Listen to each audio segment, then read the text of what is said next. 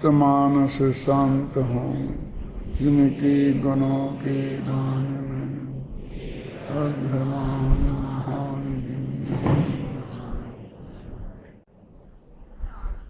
समय सार परमागम की सर्वशुद्ध ज्ञान अधिकार में 308 से 311 गाथा की चर्चा चल रही है, जिसमें कल ये बात आई थी कि इस प्रवाह में कुंद कुंदाचार्य देव तो सिर्फ ये कहना चाहते हैं कि जीव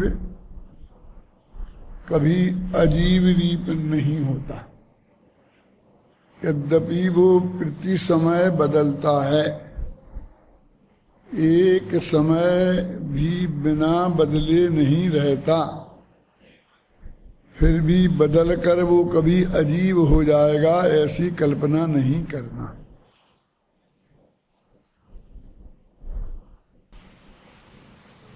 लोग कहते हैं कि जगत में कुछ लोग कहते हैं कि पुरानी चीज बहुत अच्छी होती है, और कुछ लोग कहते हैं कि नई चीज बहुत अच्छी होती है। कालिदास को भी इस मान्यता से आमना सामना करना पड़ा था। जब वो नई नई उम्र के थे और बढ़िया बढ़िया कविताएं लिखते थे, फिर भी लोग कह देते अभी नौसिखिया है। वो अनुभवी कवियों की बात करो, उन्हें बुलाओ। तो उस बात से परेशान होकर उनने एक दफे ऐसा लिखा अपनी एक किताब में, मालविकाग्निमित्र उनका एक नाटक है। मालविका एक राजकुमारी, अग्निमित्र एक राजा, उन दोनों की प्रेम कहानी है। तो उसमें लिखा उन्होंने, पुराण मित्यैव न साधु सर्वम, पुरानी ही चीजें सब अच्छी नहीं होती और नई चीजें सब खराब नहीं होती हैं। पुरानी भी अच्छी हो सकती हैं, नई भी अच्छी हो सकती हैं, कुछ पुरानी भी खराब हो सकती हैं, कुछ नई भी खराब हो सकती हैं। नीचे की पंक्ति में लिखा कि बुद्धिमान लोग तो उस क्वालिटी को देखकर अच्छे बुरे का निर्णय करते हैं, नई और पुरानी के आधार पर अच्छे बुरे का निर्णय नहीं करते।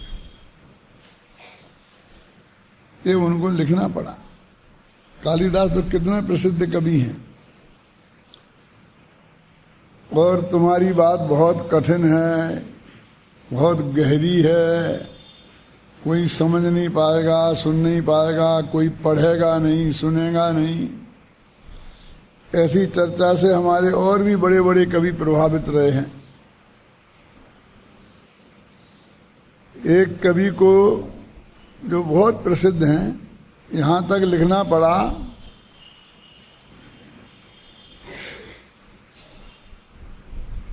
कालो हयम निर्बधी विपुलाच पृथ्वी, के काल अनंत है, निर्बधी कोई मर्यादा नहीं है, और पृथ्वी बहुत बड़ी है। तो क्या कह रहा है ये कवि, क्या कहना चाहते हैं? काल अनंत है और पृथ्वी बहुत बड़ी है। कालो हियम निर्बधी विपुलाच पृथ्वी, और पृथ्वी बहुत बड़ी है। वो कहते हैं कि यदि इस जगह के लोग और इस जमाने के लोग मेरे काव्य को नहीं पढ़ेंगे तो नहीं पढ़ने दो। बहुत लंबी चौड़ी पृथ्वी है, कहीं के तो पढ़ेंगे, और काल अनंत है, आज नहीं तो कल, कल नहीं तो परसों, कभी ना कभी तो कोई ना कोई पढ़ेगा। जब मैं लिखता हूं तो एक अकेले सामने ही वाले हैं, अकेले तुम्हारे ही भरोसे नहीं लिखता हूं। क्या? कालो हियम निर्वधि विपुलाच पृथ्वी। और ऐसे ही अपने एक जैन विद्वान भी हुए हैं यहीं जयपुर में, कौन से नाम है? दीपचंद जी साय। उन्होंने लिखा कि भाई मेरे को जो वस्तु स्वरूप समझ में आया है जो आत्मा का असली कल्याण करने वाला है उसे मुझे दूसरों को समझाने का बहुत भाव आता है, लेकिन कोई सुनता ही नहीं, समझता ही नहीं, बैठता ही नहीं।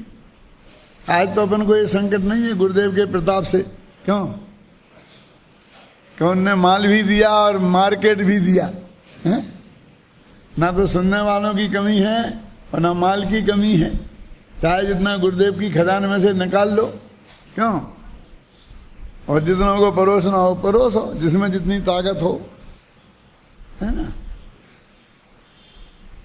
लेकिन दीपचंद जी साहब को ये सामना करना पड़ा, टोडरमल जी को नहीं करना पड़ा था। टोडरमल जी की सभा में तो ऐसा लिखा है कि 1000-1200 आदमी रोजाना उनके व्याख्यान में रहते थे।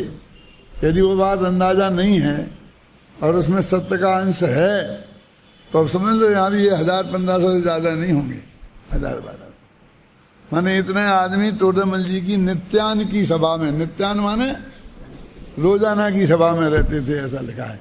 इसमें कहा है कि 400-500 पुरुष और 500-600 महिलाएं, ऐसा लिखा है। नित्यान की सभा में रहते थे। लेकिन उसी के थोड़े ही आगे पीछे दीपचंद जी साहब भी उसी उच्च कोटि के विद्वान हुए और उनको ये संकट था, तो उनने भी लिखा है कि हम भी लिख के रखे जाते हैं, भविष्य में जैसे का काल पका होगा आत्मा के कल्याण का, वो कब पड़ेगा कोई ना कोई, है ना। यहां पर इसमें कुंद तो सिर्फ इतना ही कह रहे थे कितना कि भैया यदि पुरानी चीज अच्छी होती है तो ये भगवान आत्मा इतना पुराना है कि जितना पुराना दुनिया में कोई नहीं। कैसी बात करते हो, अनंत पदार्थ है ना, सभी द्रव्य है ना, आत्मा भी अनंत, पुद्गल भी और आकाश भी, माने इससे ज्यादा पुराना कोई नहीं है। क्यों? ये भी किसी से कम पुराना नहीं है। यदि पुरानी चीजें अच्छी पसंद है ना तुम्हें, तो बोले इतना पुराना चाहिए कि नहीं, हमको तो बिल्कुल ताजी नहीं चाहिए एकदम। बासी सब्जी कौन खाता है? क्यों सिकरचंद जी कि तुम्हें बासी माने कल की, अरे तुम कल की बात कर रहे हो। ये भगवान आत्मा इतना नया है, कभी एक समय पहले ही बदल के एकदम फ्रेश नया हो गया है। प्रति समय नया नया नया नया नया। इसमें लिखा ना, इस समय आत्मा सुंदर है, लिखा क्या नहीं लिखा? तो अपन को लगता है आत्मा ज्ञानानंद स्वभावी है, महान है, ऐसा है ऐसा है, तो सब लोगों को बहुत अच्छा लगता है। लेकिन सुंदर है, ये सुंदरता की और कुरूपता की बात ये तुम कहाँ से लाए आत्मा के बारे में? ये तो बातें महिलाओं के बारे में होती हैं कि सुंदर है कि कुरूप है। क्यों? ये तुम यहां कहां से ले आए? तो कालिदास ने सुंदरता की भी व्याख्या लिखी है किसी को हाथ उठाओ पता तो? हमारे विद्यार्थी भी नहीं उठा रहे हैं? क्या देखो, क्षणे क्षणे अन्नवतम मुपैति तदीय रूपम रमणीयताया। रमणीय किसे कहते हैं, सुंदर किसे कहते हैं? तो कालिदास कहते हैं जो हर पल नया नया लगे, नया नया लगे, नया नया लगे। क्षणे क्षणे यन्नवतम मुपैति, क्षण क्षण में जो नया नया लगे। तदीय रूपम रमणीयताया, उसे ही सुंदर कहते हैं। माने जिसको देखने से तृप्ति ही नहीं हो। यदि हमें तृप्ति हो जाएगी तो इसका नयापन नहीं रहा उसमें। तो ये भगवान आत्मा प्रति समय बदलता है, इतना नया है कि क्षण क्षण में नया लगता है। अभी इसका ये बदलना और नहीं बदलना, ये दोनों ही जैन धर्म में स्वीकृत हैं। अब इतनी स्पष्ट बात है, देख अपेक्षा गाथा में है, और अमरचंद्र ने उसे खोला है। 2 गाथाओं का जो अर्थ अपन ने कल पढ़ा था ना, कि ये प्रति समय बदलता है, एक समय भी बदले बिना नहीं रहता है। पर ऐसा नहीं बदलता कि जीव से अजीब हो जाए। तो इसको नहीं बदलना कह सकते, ये भी कह सकते कभी नहीं बदलता, अनादिकाल से अनंत काल तक कभी ना बदला है ना बदलेगा। आत्मा तो आत्मा ही रहेगा, द्रव्य स्वभाव की अपेक्षा एक कभी नहीं बदलता, और पर्याय स्वभाव की अपेक्षा प्रति समय बदलता है। कुंद कुंद तो इतनी सी बात कहते हैं। और फिर ये भी कहते हैं कि प्रत्येक द्रव्य का उसका जो बदलने वाला काम है वो कोई दूसरा नहीं करता। कहा ना, एक किसी दूसरे का नहीं करता, इसलिए किसी का कारण नहीं, और दूसरे ने इसे नहीं किया इसका एक, इसलिए ये किसी का कार्य नहीं। हमारी ऐसी आदत है कि हम दूसरे का करें, वो हमारा करें, दूसरे करें हमारे। इंदौर में मेरे एक मित्र थे, तो जब वो कहा कहते कभी आए कि पंडित जी आपके पास 2-3 हज़ार रुपया होंगे, मैंने कहा भाई इस वक्त तो नहीं है। बोले जब तुम्हें जरूरत पड़े ना 10-5 हज़ार की तो मेरे से मांग लेना। क्या मैंने कहा उनसे, भाई साहब जरा 1 मिनट, मैंने कहा ऐसा नहीं हो सकता है कि मैं आपको दूं भी नहीं और आपसे लूं भी नहीं। क्यों? अरे ऐसा होगा तो मित्रता काम की। जगत को ऐसा ही है ना, हमारे संकट में तुम हमें दो और हम तुम्हारे संकट में हम तुम्हें दें, तो ही मित्रता है। नहीं, मित्रता काय की? उनका कुंद कुंद तो ऐसा कहते हैं कि ना किसी को देने को हमारे पास रंच मात्र भी है, कुछ अधिक हो तो हम दें, और ना कोई कमी है कि जिससे हम किसी से मांग लें। ये सबसे बढ़िया न्याय है ना।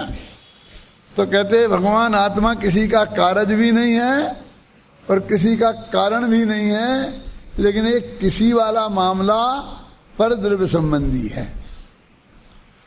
अपने वाली पर्याय के अंदर, द्रव्य के अंदर जो भेद अपन बताते हैं, आगम में है, शास्त्रों में, अध्यात्म में है, गुरुदेव ने बताया है, अपन भी बताएंगे सरस्वत ज्ञान अधिकार में। इन गाथाओं में वो बात नहीं है, पर 2 द्रव्यों के बीच में भेद की बात है। किसी का कर्ता नहीं है, किसी का कारण नहीं है, और इससे ये अकर्ता सिद्ध होता है। जैसा अंतिम गाथा की पंक्ति में लिखा है कि अतो आत्मा अकर्ता अवतिष्ठति। तो इस तरह इन्होंने अकर्ता भाव की सिद्धि की। वो पर का कर्ता नहीं है इस अर्थ में कि अपने अपने बारे में, कि उसके बारे में फिर बात करेंगे। अभी बता दो कि नहीं, 2 बातें एक साथ नहीं होती हैं। पहले तुम यहाँ मजबूत हो जाओ। हाँ, इस वज्र की दीवार पे मजबूत कर लो कि एक द्रव्य दूसरे द्रव्य का कर्ता नहीं है। क्योंकि अभी जो हम अपने अंदर की बात बताएंगे ना तुम्हें, तो दीवार टूटती नजर आएगी। क्या? कैसे टूटेगी? कि हम कहेंगे राग का कर्ता आत्मा नहीं है, तो तुम कहोगे कौन है? तो कहें कर्म का उदय। क्यों? कर्म का उदय कहेंगे ना, तो कर्म पर द्रव्य है। तो तुम एक द्रव्य दूसरे द्रव्य का कर्ता नहीं है, ये दीवार टूट जाएगी ना। तो ये दीवार इतनी मजबूत करो कि किसी कीमत पे नहीं टूटे, तब हम तुम्हें ये समझा पाएंगे कि आत्मा राग आदि का कर्ता नहीं है। तब तक तो हम ये कहेंगे कि राग आदि का कर्ता है, ये समझना। मैं गुरुदेव का कोटेशन लाया हूँ सब, ये सब बात की सिद्धि के लिए, क्योंकि राग आदि का कर्ता आत्मा है अपनी पर्यायों का। इतना मेरे कहने से आप लोग मानने वाले नहीं हैं, आप बहुत बड़े अध्यात्मी हैं।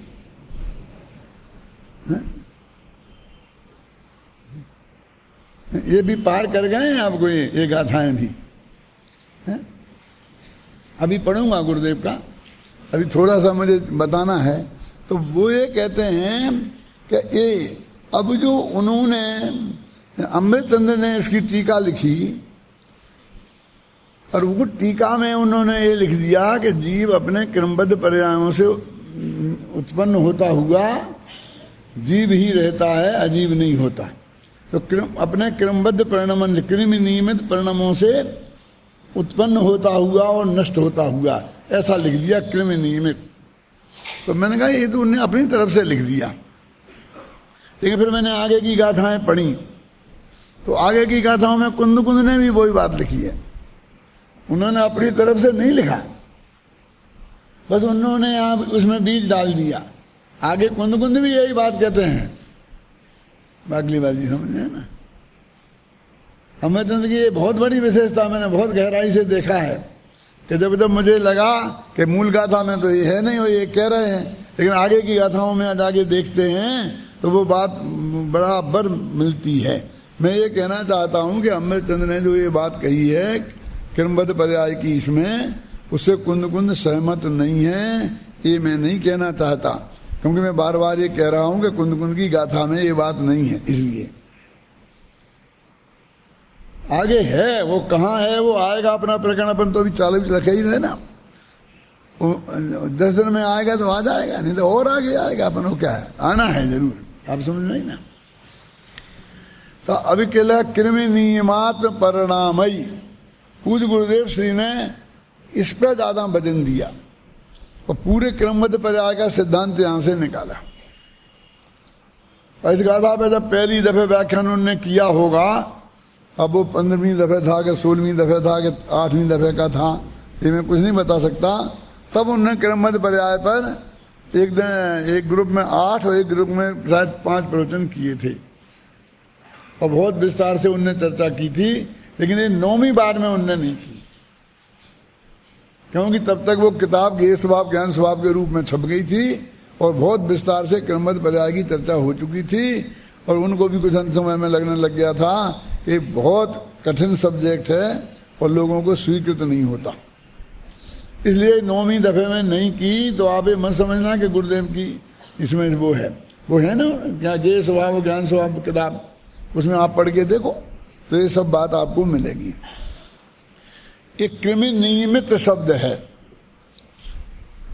जब समाज में क्रमबद्ध पर्याय पर बहुत ऊहापोह मचा तो सामने वालों का एक तर्क आ गया कि कृमि नियमित शब्द है, क्रमबद्ध नहीं है। ये बद्ध सोनगढ़ वालों ने लगा दिया। कृमि नियमित का फिर क्या अर्थ है आप बताओ। लेकिन वो तो ऐसा उठाते ही रहे। वो इतने जोरदार तरीके से उन लोगों ने उठाया कि जो लोग गुरुदेव श्री के भी समर्थक थे, अनुयायी नहीं कह रहा हूं मैं, समर्थक थे। क्या क्या क्या फर्क है? हम लोग तो अनुयायी हैं और वे समर्थक थे। मैं उस वक्त भी वहां ये बात कहा करता था गुरुदेव के सामने कि जब सोनगढ़ में वो लोग पधारते थे और जब गुरुदेव का प्रवचन होता था तो बीच बीच में भी और बाद में भी वो ये कहते बिल्कुल सही तो कहा, बिल्कुल ठीक तो कहा, कहाँ गलती है। ये मैंने कई दफे सुना है उन विद्वानों के मुख से। मैं ये कहता था कि भाई साहब आप सर्टिफाइड कर रहे गुरुदेव को कि ये एक अद्भुत बात है और आज तक हमारी समझ में नहीं आई थी और ये आत्मा के कल्याण के लिए महा महत्वपूर्ण है। आप ये कह रहे, क्या कहना चाहते हैं आप समझेंगे ना। हम लोग तो उनमें से हैं कि हमारा जीवन धन्य कर दिया पूज्य गुरुदेव श्री ने इस रहस्य को बता करके, ख्याल में आए ना। और वो हमेशा सर्टिफिकेट देते रहते थे। क्या वे लोग समर्थन तो करते थे। वो लोगों ने ये कहना शुरू किया कि बात तो सही है, इसमें किन्हीं नियमित ही शब्द रखना थी तो अच्छा था। जब अपने क्रमबद्ध पर्याय नाम की किताब लिखी तब ये कहने लगे इसका नाम आप कृमि नियमित पर्याय रखो। मैं किसी का नाम नहीं बताना चाहता हूं, लेकिन बहुत बड़े बड़े विद्वान ने मैंने कहा नहीं, मैं तो क्रमबद्ध पर्याय ही रखूंगा। अगर मेरे से चर्चा होती थी उन विद्वानों की तो मैं एक ही बात कहता था कि कृमि नियमित में और क्रमबद्ध में अंतर है, अर्थ में कि नहीं अंतर तो कुछ नहीं है। तो सिर्फ वे लोग कहते हैं इसलिए हम बदल दें, ऐसा नहीं हो सकता। मैं ये कहता था कि ना कृमि नियमित छोड़ो और क्रमबद्ध भी छोड़ो। हम तो कहते हैं कि इस भावना से हम जो बात कह रहे कि सब कुछ सुनिश्चित है और केवली के ज्ञान में आ गया है, प्रत्येक द्रव्य की प्रति समय की पर्याय में कब क्या होगा, ये आपको मान्य है कि नहीं? यदि ये सिद्धांत मान्य है तो हमें ना क्रमबद्ध शब्द से हट है, ना कृमि नियमित से विरोध है, ना कुछ नहीं है। और ये मान्य नहीं है तो चाहते शब्दों की बदला बदली कर लो, उसे क्या फर्क पड़ता है? भाव की बात तो भाव की है। ऐसे ही मैं शुद्धोपयोग के बारे में कहता हूँ, वो 7वें में होता है, चौथे में होता है, ये प्रमाण निकाले, ये प्रमाण हमारी तरफ से भी उनकी तरफ से। मैं कहता हूँ कि बताओ, आत्मा के अनुभव के बिना सम्यक दर्शन होता है? और आत्मा का अनुभव कैसे होता है? तो जो आत्मा का अनुभव सारे परदेश से उपयोग को हटाकर आत्मा में लगाते हैं तो वो होता क्या नहीं? जैसे हम अनुभूति बोलते हैं, स्वानुभूति बोलते हैं, वो होता क्या नहीं? कि हाँ वो होता है, बस हमारा काम हो गया। चाहे तुम उसका नाम स्वानुभूति कहो, चाहे शुद्धोपयोग कहो, जो तुम्हें जो कुछ कहना हो उसको कहो, लेकिन वो होता है चौथे गुण स्थान में। और सम्यक दर्शन की प्राप्ति उसी से होती है। और हर सम्यक दृष्टि को कम से कम 6 महीना में एक बार उसकी अनुभूति होती है। तो ये जो क्रमबद्ध पर्याय, तब फिर मैं दूसरा तर्क ये देता हूं, अभी से उन विद्वानों के लिए बता रहा हूं कि भैया छोड़ दो ना क्रमबद्ध पर्याय की बात, ये कांजी स्वामी ने निकाली, लेकिन सारी जिंदगी आप लोगों ने हमें सर्वज्ञता पढ़ाई, सर्वज्ञ सिद्धि कराई न्याय शास्त्र में, है? उस वक्त जो हमने न्याय प्रथमा, न्याय मध्यमा और न्याय तीर्थ किया था ना, तो न्याय प्रथमा में सर्वज्ञ सिद्धि थी, न्याय मध्यमा में भी सर्वज्ञ सिद्धि थी, न्याय तीर्थ में भी सर्वज्ञ सिद्धि थी। और हर साल के पेपर में तीनों में सर्वज्ञ सिद्धि कीजिए, ये प्रश्न आता ही था। एक बरस भी ऐसा नहीं होता था कि ये नहीं आएगा। तो हमारे गुरु जी कहते ये तैयार कर लो, ये तो गारंटी से आएगा ही आएगा। सर्वज्ञ सिद्धि, सामान्य सर्वज्ञ सिद्धि और विशेष सर्वज्ञ सिद्धि है ना आत्ममीमांसा में है। सूक्ष्मांतरे दूरार्था प्रत्यक्षा कैसे सिद्ध था है? और फिर सत्वम में वासु निर्देश युक्ति शास्त्रा विरोध वाक, खूब रटाई उनने हमें। अब सारी जिंदगी तुमने हमें सर्वज्ञ की सत्ता का सिद्ध किया है, तो ये बताओ कि सर्वज्ञ जो होता है केवल ज्ञान, वो सबको जानता है कि नहीं? और सब में सब द्रव्य, उनके सब गुण और उनकी सब पर्यायें आती हैं कि नहीं? इस झगड़ा से क्यों हमें निपटाना चाहते हो? क्यों कांजी स्वामी की?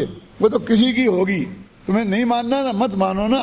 तुम तो ये बताओ कि तुमने जो हमें पढ़ाया है कि सर्वज्ञ होता है, उस सर्वज्ञ का क्या अर्थ है? दुर्भाग्य से हमने पढ़ ली थी, परीक्षा दे ली थी, पास हो गए थे फर्स्ट डिवीजन, लेकिन हमारी समझ में नहीं आई थी। और पूज्य गुरुदेव जी ने ये बताई, ये क्रमबद्ध पर्याय की चर्चा आई, तब हमारे ख्याल में आई कि बात तो सच्ची है। ऐसे उस सबके में भी नहीं आई थी। जब आई तो फिर उनको सब माथा ठनका हर एक का। तो जिन लोगों को विरोध का ही झंडा उठाना था, वो तो सर्वज्ञता में भी पिसने लगाने लग गए। कलने के भूतकाल का जानता है, वर्तमान का जानता है, भविष्य का नहीं जानता है। क्यों भैया भविष्य का क्यों नहीं जानता है? कभी हुआ ही नहीं है तो जानेगा कैसे? जब होगा तब तो जानेगा। गधे के सिंह को तो कोई जानता नहीं है, अब गधे के सिर पर उगे तो देखेगा, अब उगा ही नहीं है अभी आज तक, तो कैसे देखेगा? तो मैंने कहा उसे त्रिकालज्ञ क्यों कहते हो, दुकालज्ञ क्यों? अपन कहते हैं ना त्रिकाल की बात जानता है। कुछ कहने लगे कि नहीं जानता तो है, लेकिन सशर्त जानता है। कैसा? कि तुम पढ़ोगे तो पास होगे, नहीं पढ़ोगे तो नहीं होगे। अरे इसमें क्या है? सर्वज्ञ जानता है। ये तो गली गली के लोग जानते हैं। ये छोटा सा बच्चा बाजार में जाता है, और बाजार में एक आदमी ज्योतिषी बन के बैठा है, ख्याल में है ना, और वो यहाँ और वो चिड़िया को, एक चिड़िया को बैठा ले रखता है ना, वो भविष्य बताता है। वो 1 रुपया लेता है, अब क्या रेट है मुझे पता नहीं आजकल, जब मैंने बैठे देखे थे। अब तो मेरा वहां बाजारों में जाना ही बंद हो गया है। 1 रुपया लेता था ना ज़्यादा। तो उससे जाके लड़का पूछता है कि पंडित जी 1 रुपया रखा कि मेरा हाथ देख के बताओ कि मैं इस साल परीक्षा में पास होऊंगा कि नहीं। वो 8वीं में पढ़ता था। तो उसने कहा कि बेटा पढ़ोगे तो पास होगे। तो फटाफट अपना रुपया वापस उठा 1 लाख बेवकूफ बनाता है।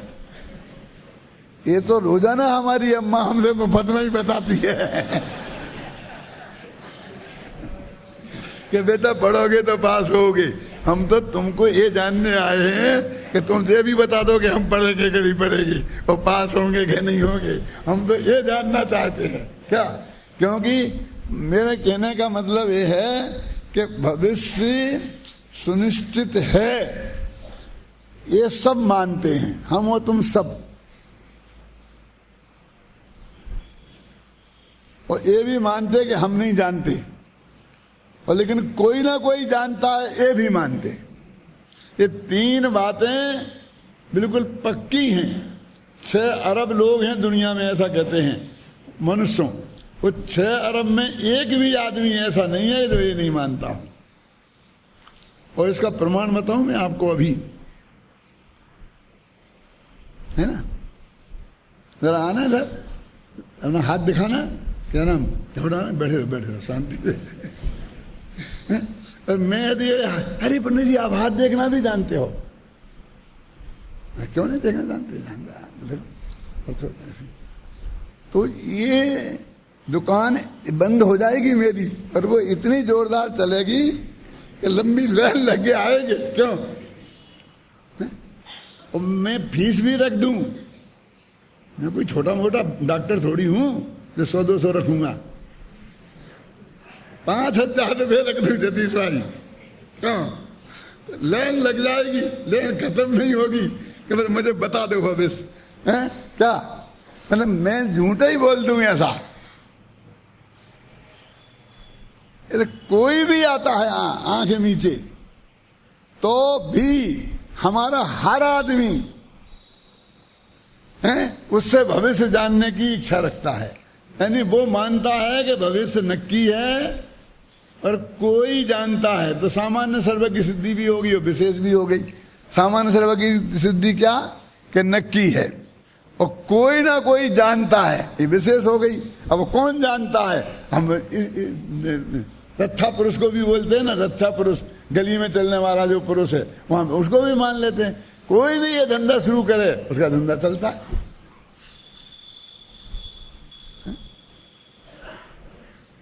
हमारे यहाँ तो माली है, वो माली का भाई ने शुरू कर दिया, लाइन लगती है। क्यों? और कुछ हमारे यहाँ के लोग भी पहुंचते हैं। तो आप क्या कहना चाहते हैं? मैं ऐसा कुछ नहीं कहना चाहता हूं कि लोग मुझे, ज्योतिषी लोग मेरे पास आए और मुझे उन्हें कुछ जवाब देना पड़े। मैं तो सिर्फ ये कहना चाहता हूं कि भविष्य बिल्कुल सुनिश्चित है और वो जाना जा सकता है। अब कौन जानता है और कौन नहीं जानता है, इसके बारे में मैं कुछ नहीं कहता। जाना जा सकता है, ये बात 100% सत्य है, क्योंकि मुझे तो भगवान की सर्वज्ञता सिद्ध करनी है। भविष्य भी ज्ञान जाना जा सकता है। अब एक क्या इस शब्द में देखो, क्योंकि किस्मत बचाएगी तो मैंने पूरी किताब लिखी, वो भाषण शुरू कर दूंगा तो 10 ही दिन निकल जाएंगे। मैं लंबाना नहीं चाहता, लेकिन मुद्दे की बात कहना चाहता हूं कि कृम नियमित आत्म परिणामय। आत्म माने आत्मा के नहीं, हर एक चीज के अपने अपने। आत्म माने अपने। पुद्गल हो अजीब तो अजीब के, जीव तो जीव के, आकाश तो आकाश के, काल तो काल के। आत्म परिणाम का मतलब ये है। यहां चूंकि जीव शब्द है इसलिए वो अपने आत्मा के भी कह दो तो चलेगा, लेकिन अर्थ उसका वही है, अपने अपने परिणामों को। तो वो कहते हैं कि वो क्रम से होते हैं। क्यों? पर्याय 2 प्रकार की होती हैं, एक सहभावी एक क्रमभावी। तो सहभावी पर्याय तो गुण को बोलते हैं जो हमेशा एक साथ रहते हैं आत्मा में, और क्रमभावी पर्याय जो एक के बाद एक, एक के बाद एक, एक के बाद एक होती है। गुरुदेव श्री ने बताया और इसका अर्थ है भी ये कि किसके बाद मतलब एक के बाद एक होगा, ये तो नक्की है ही, इसमें तो किसी को शंका ही नहीं है। क्योंकि हम देव मनुष्य एक साथ हो जाएंगे क्या? कहते हैं बिना मरे स्वर्ग नहीं मिलता। इसका मतलब ये है कि हमको देव पर्याय चाहिए तो मनुष्य पर्याय छोड़नी पड़ेगी। तो एक के बाद एक इतना ही नहीं है, किसके बाद कौन, ये भी नक्की है। क्या एक के बाद एक नहीं, और किसके बाद कौन, कि साहब वो तो हर पर्याय में 5 समवाय मिलेंगे तभी तो होगी, कि हाँ 5 समवाय मिलेंगे, वे 5 समवाय भी तय है ना। जब वो पर्याय के होने का सकाल आएगा तो वो 5 समवाय भी गारंटी से वहां उपलब्ध ही होंगे, हैं? तो हमें उन्हें जोड़ने नहीं है कि नहीं, वो तो अनादि से नक्की हैं। जब भी कोई ऐसा प्रश्न आता है मेरे सामने, मैं हर एक से एक ही प्रश्न करता हूं कि ये बात बताओ कि ये बात जो आज तुम कह रहे हो, आज जो यहाँ पर अपन बैठे हैं ये बात कर रहे हैं, ये बात कोई भगवान महावीर से पूछता तो ये बता पाते कि नहीं बता पाते? क्यों? मेरे पास जितने भी लोग चर्चा करने वाले आते हैं, मैं उनसे ये कहता हूँ कि आज तुम मुझसे चर्चा कर रहे हो यहाँ और मुझसे प्रश्न पूछ रहे हो, मैं जवाब दे रहा हूँ, ये बात भगवान महावीर को पता थी कि नहीं पता थी? तो फिर ये तो नक्की ही थी, इसमें तुमने क्या किया और मैंने क्या किया? साहब मैंने 4 चक्कर काट लिए और आप नहीं मिले, तो महावीर को पता था कि नहीं? है? क्यों? कि ये भी वक्त नक्की था, तो इसमें क्या का ऑब्जेक्शन? कोई क्या कर सकता है? हर आदमी हर जगह तो हर समय तो उपस्थित नहीं रह सकता है? लेकिन जब जिसको जहां होना है वो उसके 5 समवाय गारंटी से नियम से होंगे ही। ये बात टीका में आ गई, कृमि नियमात्म परिणामयी ऋतुपद मानो, कि हर द्रव्य अपने कृमि नियमित परिणामों से, अब कौन परिणाम, वो परिणाम की उन्होंने विशेषण दिया क्या? कृमि नियमित, एक के बाद एक कहने के लिए जरूरत थोड़ी थी, नियमित। ये क्रम में आ गया वो, लेकिन नियमित लिखा ना, तो किसके बाद कौन सा न होगा ये भी नक्की है। और लाखों उदाहरण तो हम अभी गिना सकते हैं। बचपन के बाद जवानी आती है, जवानी के बाद बुढ़ापा, ये नक्की है क्या? नहीं है? अब अनंत काल बाद कोई व्यक्ति बच्चा पैदा होगा तो फिर पहले उसका बुढ़ापा आ जाएगा, फिर जवानी आएगी। क्या आपको पक्का भरोसा है कि नहीं? अनंत काल बाद जो पैदा होगा तो पहले बच्चा होगा, फिर जवान होगा, फिर बुढ़ा हो, ऐसा नक्की है ना? वैसे एक एक पेड़ का, पौधे का, गाय का, भैंस का, कुत्ते का, बिल्ली का, सबका है क्या नहीं? एक एक का नक्की है क्या नहीं? कि गाय कितने बरस में जवान होगी, कितने बरस में बुढ़ी होगी, और कितने में मर जाएगी, और कुत्ता कितने में होगा, और बिल्ली कितने में होगी, और चूहा कितने में होगा, क्यों? और बरगद का पेड़ कितने में होगा, और आम का पेड़ कितने में होगा, और गेहूं का पौधा, सब एक एक का अपन देख। ये लाखों चीजें क्रमबद्ध हमारे ज्ञान में हैं, ये केवली की यहाँ जाने की जरूरत क्या है? और वे बराबर उसी क्रम से होती हैं। ये इस तथ्य की ओर हमारा ध्यान क्यों नहीं गया आज तक? तो जब इतनी चीजें नक्की हो तो जो ऑब्जेक्शन नहीं है, तो इसमें कहाँ आ गया? मैं तो ये कहता हूं कि भाई ये बात इतना परम उत्कृष्ट जाति का सत्य है कि सूरज पश्चिम से उग जाए तो भी ये सत्य नहीं बदलेगा। कि क्या बात करते हो? लेकिन मैंने ऐसा कहा क्या कि एक बात मैं कहता हूं, उसे कोई दुनिया में झूठी साबित करके बताओ, कौन सी? कि सूरज पूरब से उगता है। पूरब किसे कहते हैं? कि जहां से सूरज उगे, ठीक है? बोलो ये सत्य है गलत है? और कहीं पश्चिम से उग जाए सूरज तो भी हमारी बात गलत सिद्ध नहीं होगी। ये कैसा पंडित है? और सूरज पूरब से उगता है ये कह रहा है, और सूरज पश्चिम से उग जाए तो भी गलत नहीं होगी। तो मैं ये जिद नहीं करता हूं उससे कि नहीं कैसे उगेगा, नहीं उगने देंगे, हम जुलूस लेके जाएंगे, हड़ताल करेंगे, आमरण। मैं कहता हूं हमें क्या डर है, वो उग जाए ना पश्चिम से, तब भी हमारी बात गलत नहीं होगी। ये क्यों? क्योंकि हमारी तो परिभाषा ही ये है कि जहां से सूरज उगे उसे पूरब कहते हैं। हमारे बाप का क्या बिगड़ता, इसे पूरब कहेंगे।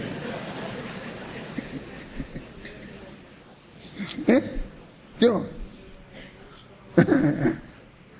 वे लोग कहते क्रम जैसा तुम कह रहे हो वैसा नहीं हुआ तो बोलो क्या जवाब है इसका सुरेश जी? ये जवाब दे ही रहा हूं मैं, फिर इसमें क्या डरने की बात है? अरे भाई कैसा होगा, जैसा हमने कहा वैसा नहीं होगा। तो जैसा होगा ना हम कहेंगे वैसा ही नक्की था, हम क्या करें, हमें पता नहीं था। ये क्रमबद्ध पर्याय इतनी लचीली है कि इसमें किसी कीमत पर कभी कोई बात गलत हो ही नहीं सकती है। हमें पहले पक्का पता हो, सर्वज्ञ हो हम, और फिर वो बदल जाए तो चिंता की बात है। अब हमें पक्का पता ही नहीं है तो उसमें तो बदलाव हो ही सकता है। क्यों?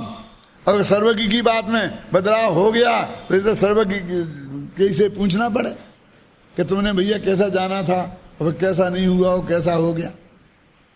क्यों? समझे ना? तो ये बिल्कुल सिद्धांत अकाट्य सिद्धांत है।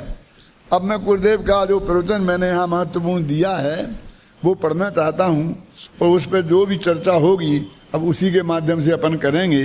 आपके पास है, निकालो पेज नंबर 216, सबसे नीचे की 3 पंक्तियां। ये जो है ना हाथ, हाँ ये छोटी किताब हाथ में जो आपके है,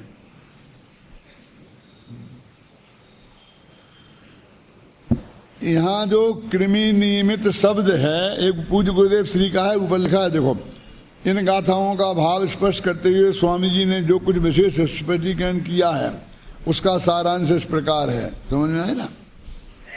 सारांश का मतलब है समझना कि मैंने सारांश लिख दिया है। ये सब मैंने पेज नंबर दिए हैं नीचे, प्रवचन रत्नाकर में से निकाल के दिया है ना? यहाँ जो कृमिनिमित शब्द है उसमें कृम तो सिद्ध है ही, साथ ही कृम से नियमित यह भी स्पष्ट है। कृम नियमित शब्द यह बताता है कि द्रव्य के इस समय होने योग्य यही पर्याय होगी ऐसा निश्चित है ना? तात्पर्य है कि जो जीव में जो पर्यायें जिस समय होनी होती हैं वे अपने स्व अवसर में ही प्रकट होती हैं। क्योंकि यहाँ जीव का प्रकरण है इसलिए जीव जीव कह रहे, बात 6 द्रव्यों की है ना? वर्तमान में जो पर्याय प्रकट होती है वही उस पर्याय का उत्पत्ति का काल है, उस पर्याय का वही जन्म क्षण है। प्रत्येक समय में उत्पन्न होने वाली सभी पर्यायें अपने जन्म क्षण में ही होती हैं। यद्यपि अब बात सूक्ष्म है पर सर्वज्ञ देव के द्वारा जानी देखी और कही हुई बात है। देखो है ना ये लिखा। अब देखो उनने कहा वही उसकी काल लब्धि है, वही उसका जन्म क्षण है, तो इसका भी गुरुदेव ने प्रमाण निकाला है। देखो इसी में निकालो पीछे पेज नंबर 220 पे 3री पंक्ति।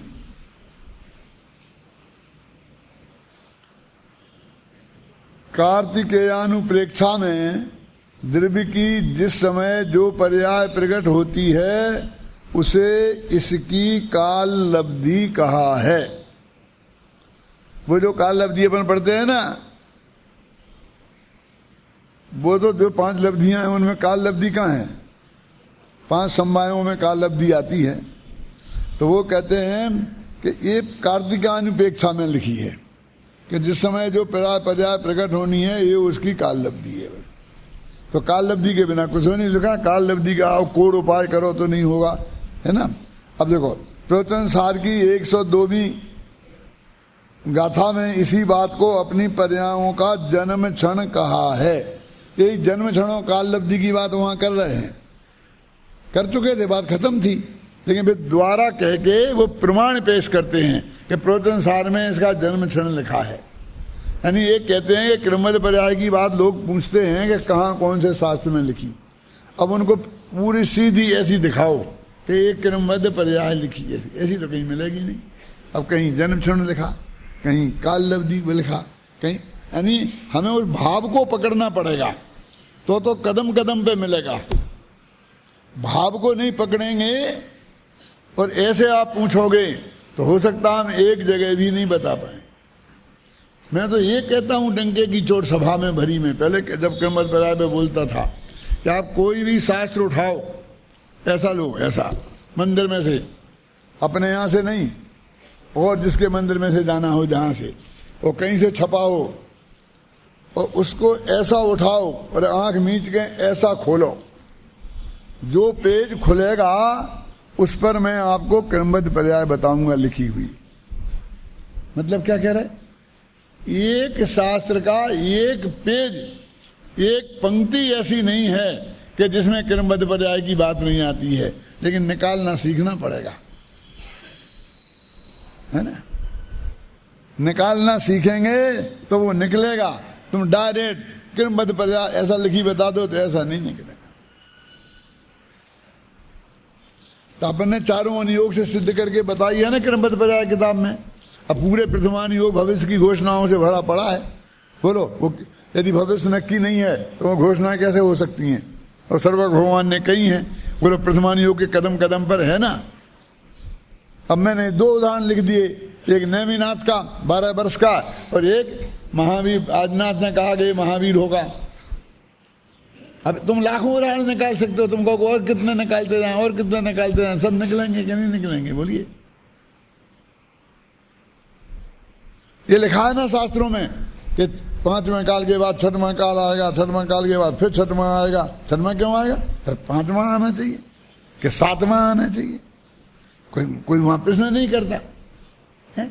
फिर 5वां आएगा, फिर बढ़ते जाएंगे, फिर 4था आएगा, फिर उसमें तीर्थंकर शुरू होंगे, फिर 4थे के बाद 3रा आएगा, तीर्थंकर होना फिर बंद हो जाएंगे, है? और ऐसा कब तक होगा? क्यों? अनंत काल तक।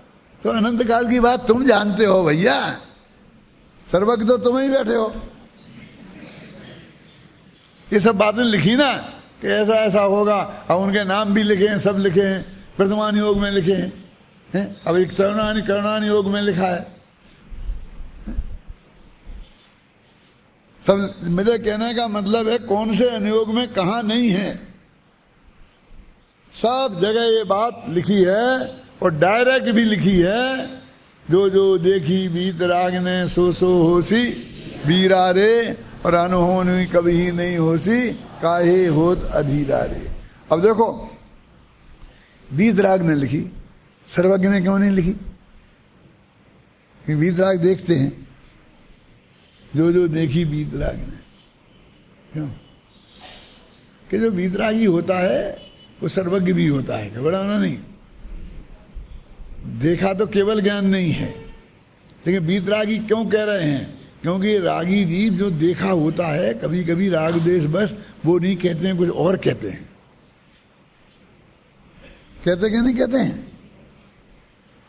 इन्हें पढ़ाया भी ऐसे ही जाता है, क्या करें?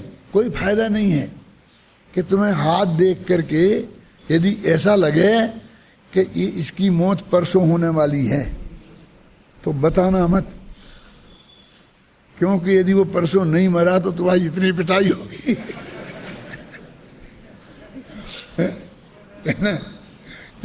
होता कि नहीं होता? जयपुर में ऐसा हुआ भाई साहब। एक मेरी सभा के मुमुक्षु भाई थे, जतीश भाई, जब अपन प्रवचन में जाते थे, बड़े मंदिर में जाते थे ना, ये उनका नाम था बाबा नथमल जी। यहाँ आगे जो बैठे हैं पुराने आदमी, वो सब जानते हैं, वे हाथ उठा सकते हैं मुझे मेरा समर्थन करने के लिए। अरे तुम तो बैठे ना यार, बोलो ना। बाबा नथमल जी थे, उनकी एक लड़की थी, और वो लड़का कोई था नहीं। वो मेरे से बहुत मेरे प्रेमी थे, तो हम बड़े मंदिर प्रवचन करने जाते थे और लौट के आते थे ना, तो हमको कहीं हमारे लिए वो सब्जी खरीद के एक थैले में रखते थे, और जब हम आते तो हमारी गाड़ी में रख देते थे। हमारी सब्जी खरीदने का काम हो जाता था, महीना में जब भी होता इकट्ठा हिसाब बता देते, हम पैसा दे देते। हमें तो बहुत नजदीक का संबंध था, रोजीना का काम, रोजीना उन्हें प्रवचन सुनना और हमारी सब्जी का मामला निपटा देना। ऐसा बरसों चला, बरसों। तो उनको किसी ज्योतिषी ने बता दिया कि तुम फला फला दिन में फला तारीख को मर जाओगे। अब उनको वो पक्का हो गया। अब पक्का होते उन्हें अपनी सारी संपत्ति निकाल दी, ये कह दी, इसको दे दी, उसको दे दी, बच्ची को देनी थी, बच्ची को दे दी, सब पूरा ये सब हिसाब किताब निपटू करके एक पैसा भी अपने पास सोनगढ़ के किराया ला के पैसा रखा और थोड़ा सा पैसा रखा और सीधे सोनगढ़ चले गए कि अब तो मैं सोनगढ़ में ही दे छोड़ूंगा। जैसे वो काशी चला गया था अपना पंच कल्याणक वाला, मैं काशी में दे दूंगा, चले गए। सच्ची घटना, नाम लेके बता रहा हूं मैं आपको। अब तारीख निकल गई और नहीं मिलेगी। और वे 2-5 वर्ष जितने भी जिंदा रहे, अभी तो नहीं होंगे मेरे ख्याल से, हैं? अब वो बहुत संकट खड़ा हो गया। जिनको पैसा देते सबने आंखें फेर ली, लड़की ने भी, उन्हें रोटियों के लाले पड़ गए। क्यों? ये बैठे हमारे सामने, ये उस वक्त के श्रोता हैं जी हमारे। ये 40 वर्ष हो गए। मैं दशहरे के दिन जो आ रहा ना, परसों नरसों दशहरा आ गया 2-3 महीना में। उस दशहरे के दिन 40 वर्ष हो जाएंगे, और तब से पहले दिन से जो श्रोता हैं मेरे, तो बहुत कम रह गए हैं। ये ऐसा देखो कितना खतरनाक है, हैं? कैसे अबे वो ऐसी सर्वज्ञ की बात समझता है। क्यों? अरे भाई क्या सब कुछ, तो उसका क्या हुआ भैया? फिर उसका क्या हुआ? मैं कहूँ उसका ऐसा ही होना था। भगवान महावीर से पूछते तो वो बताएंगे थे कि इस ज्योतिषी के चक्कर में आएगा और ऐसा फंसेगा और फिर ऐसा हो जाएगा। देखो बड़ी सभा में कह रहा हूँ, इसमें फिल्म बन रही है और ये टीवी पे जाएगी, तो एक दिन आप टीवी पे भी सुनेंगे। फिल्म से ही आ रहा है ना ये जानता हूं मैं, पक्के प्रूफ के साथ बात करता हूं, ऐसी वैसी कोई यहाँ की बात नहीं करता हूं। और ये सारी दुनिया के लिए हितकारी बात है। इसमें मेरा कोई स्वार्थ नहीं है, किसी के विरोध में कोई विरोध करने की बात नहीं है। इससे कोई देखो नक्की था वो, फिर नहीं मारा मैं, अरे नक्की कहाँ था? है? जब नक्की है तब तो मरेगा ही। क्यों? हम इतना जानते हैं, तू हमें ज्योतिषी मान चाहे मत मान, कि तुम्हें एक ना एक दिन 10-20 वर्ष में मरना ही होगा। क्यों बोलो, इसमें क्या शंका है? क्यों? कोई को 10 वर्ष बाद, कोई को 20 वर्ष बाद, कोई 1000 वर्ष तक कोई जिंदा रहने वाला नहीं है। ये बात सच्ची है ना? इसका प्रूफ क्या है? यदि ऐसा होता तो हमारे बाप दादाओं में भी कोई ना कोई तो जिंदा रहता आज तक। बात तो पक्की है कि मरना पड़ेगा, लेकिन अच्छी तो नहीं है। क्यों? सच्ची है और अच्छी नहीं है। ऐसा हो सकता है कि बात सच्ची हो और अच्छी ना हो? अब मुझे बताओ, ऐसा लोक में हो सकता है कि सच्ची हो और अच्छी ना हो? अरे बहुत अच्छी है। यदि हजारों वर्ष तक हम जिंदा रह गए तो कोई हमारी पहचान का नहीं रहेगा। सचमुच मैं बहुत अपने को कभी कभी अनाथ महसूस करता हूं, क्योंकि मैंने राम जी भाई के साथ काम शुरू किया है। उनके बेटे बैठे यहाँ ये मेरे से 10 वर्ष बड़े हैं उम्र में, अब वे कितने बड़े होंगे समझ लेना राम जी भाई। मैं 20 वर्ष की उम्र में लग गया इस लाइन में, और इसी दमखम के साथ 24 घंटे क्या। और तब से धीरे धीरे सब छोड़ छाड़ के चले गए, लालचंद भाई और बाबू भाई, खेमचंद भाई, है ना, बाटनी जी, गोदका जी, सब चले गए, जैसे दिखते ही नहीं है कोई बगल में। अब मेरे विद्यार्थी हैं, अब इनसे कोई ज्यादा सलाह मशवरा करने की पोजीशन तो बनती नहीं है। इनसे तो विचारों से जो कहो तो दौड़ दौड़ के काम करते हैं, कर देते हैं, कोई बात नहीं है। लेकिन जब कभी कोई बात सोच के कोई डिसीजन करना हो तो ऐसा नहीं दिखता कोई कि जिससे मैं विचार विमर्श करूं। मुझे वो बात याद आती है, जब गोविंद वल्लभ पंत मरे थे तो नेहरू जी ने मालूम क्या कहा था कि आज वो अंतिम व्यक्ति मर गया है कि जो मेरा हाथ पकड़ के कह सकता था कि नेहरू ये गलत है, तुम इस पर साइन मत करो, ये नहीं करो।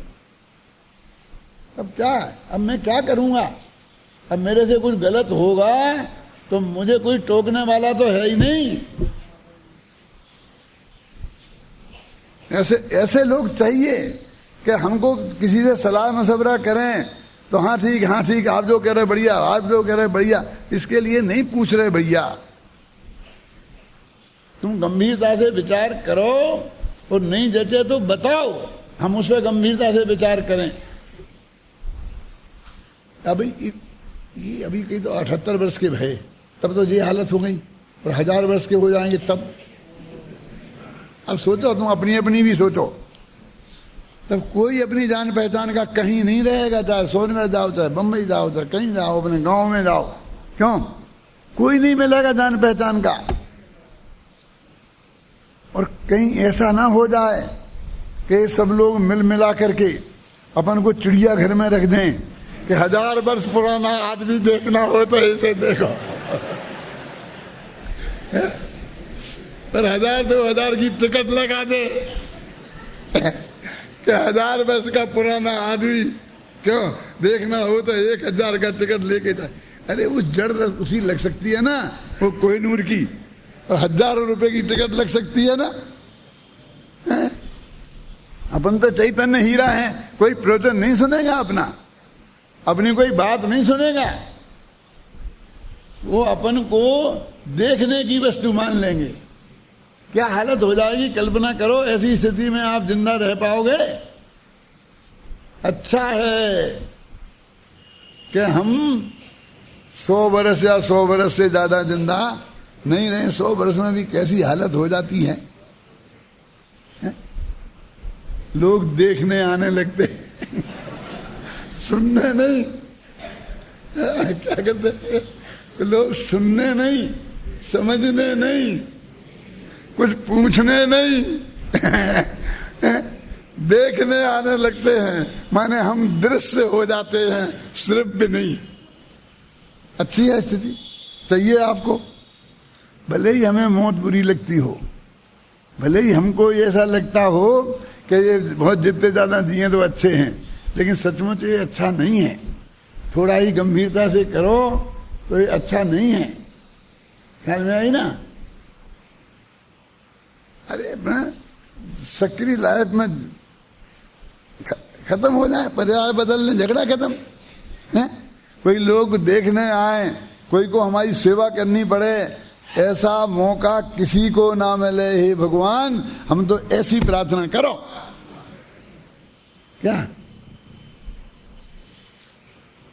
अब इतनी सभा में बैठे हैं, कोई नई उम्र के भी बैठे हैं, इसलिए मैं 100 वर्ष बोलता हूं कि ये बच्चे कहेंगे कि तुम्हें जाना है तो हमारे लिए भी भेजने लग गए हो। क्यों?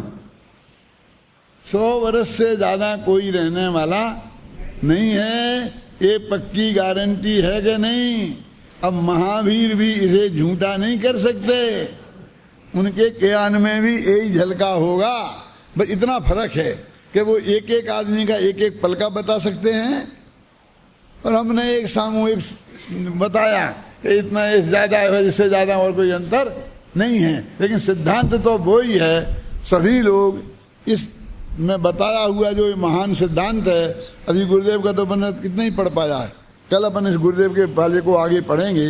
आपके पास किताब है, आप ले जाएं और इसे पढ़ के आएँ गुरुदेव का पूरा, तो अपन को यहाँ पढ़ने में और मज़ा आएगा। और लेकिन एक ही शर्त है कि किताब वापस लाना नहीं तो अपने कमरा में छोड़ के आ जाओ, नहीं तो यहाँ अपने हाथ में ले जाओ और फिर वापस लेके आना।